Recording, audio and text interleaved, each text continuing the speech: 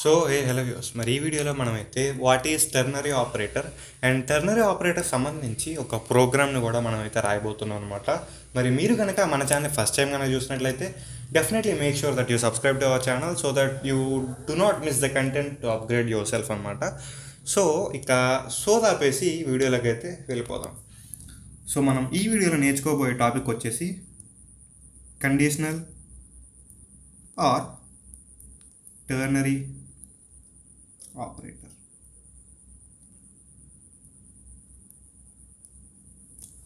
ఓకేనా? ఈ ternary operator అనేది ఏదైతే ఉందో ఇట్ ఈస్ డినోటెడ్ బై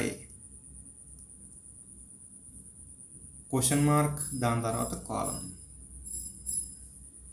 ఓకేనా? సో దీనికి ఒక సపరేట్ సింటాక్స్ అనేది అయితే ఉంటుంది అనమాట. ఒక టెర్నరీ ఆపరేటర్ని యూజ్ చేయడానికి మనకు ఒక సపరేట్ సింటాక్స్ అనేది అయితే ఉంటుంది. సో ఈ సింటాక్స్ వచ్చేసి కండిషన్,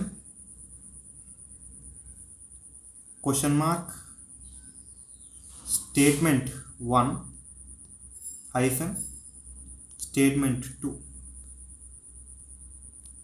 ఓకేనా? మనకి కండిషన్ అయితే ఇది మచ్చ. సో దీని మీనింగ్ ఏంటి అనేది నేనైతే ఎక్స్ప్లెయిన్ చేస్తా.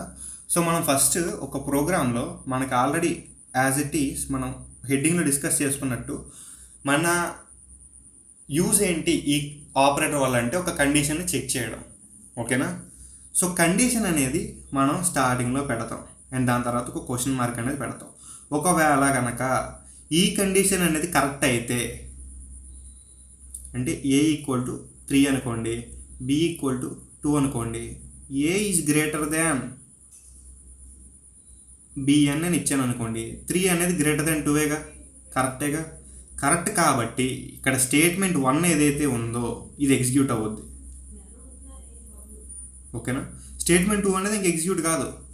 ఎప్పుడు ఈ కండిషన్ అనేది కరెక్ట్ అయినప్పుడు.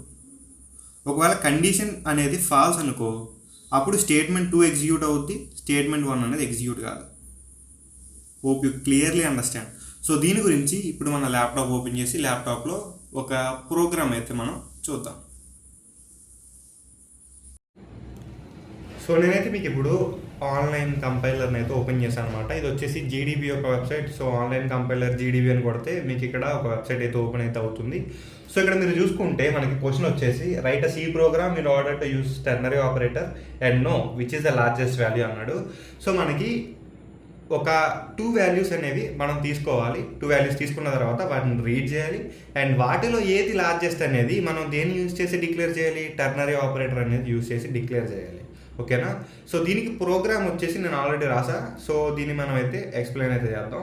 సో ఫస్ట్ మనకి యాజ్ ఇట్ ఈస్ మనకి హెడర్ ఫైల్ సెషన్ అనమాట. సో హ్యాష్ ఇంక్లూడ్ studio.h అని చెప్పి రాసుకున్నాం అండ్ ఇంట్ మెయిన్, ఇది మెయిన్ సెషన్. ఇదంతా కూడా లైక్ లైన్ 12 to లైన్ 21 ఏదైతే ఉందో ఇదంతా కూడా it is the body of the program.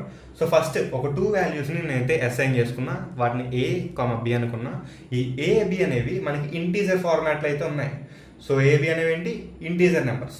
So ఈ రెండాటిని మనం స్కాన్ చేయడానికి స్కానర్ ఫంక్షన్ అయితే యూజ్ చేసా అండ్ మనకి యాజ్ ఇట్ ఈస్ ఇందాక నేను ఎలా అయితే మీకు సింటాక్స్ చెప్పానో అదే సింటాక్స్లో ఫస్ట్ నేను వచ్చేసి కండిషన్ అయితే రాసాను అనమాట.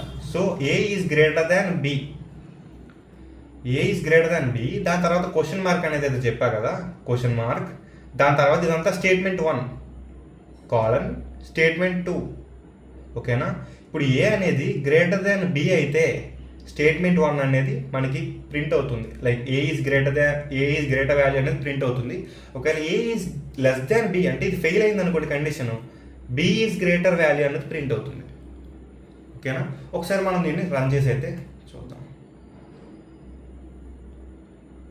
సో అవుట్పుట్లో నేను 5 స్పేస్ 3 లైక్ వాల్యూస్, ఏ వాల్యూ అనేది 5 అండ్ B వాల్యూ అనేది 3 అని చెప్పి అయితే ఇచ్చా. ఎంటర్ మీద అయితే క్లిక్ చేసా. So 5 is greater than 3 true కదా. సో అందుకని చెప్పి ఫస్ట్ స్టేట్మెంట్ ఏదైతే ఉందో ఇదైతే మనకి ఎగ్జిక్యూట్ అయిందనమాట. So A is greater value అనేది అయితే ప్రింట్ అయింది. సో ఈ విధంగా మనం టెర్నరీ ఆపరేటర్ని అయితే యూజ్ చేయొచ్చు అండ్ దీని అప్లికేషన్ ఇంకా ఉంటుంది. సో ఇది బేసిక్ అప్లికేషన్ అనమాట. సో నెక్స్ట్ టాపిక్లో అయితే మళ్ళీ కలుద్దాం. Till then bye by.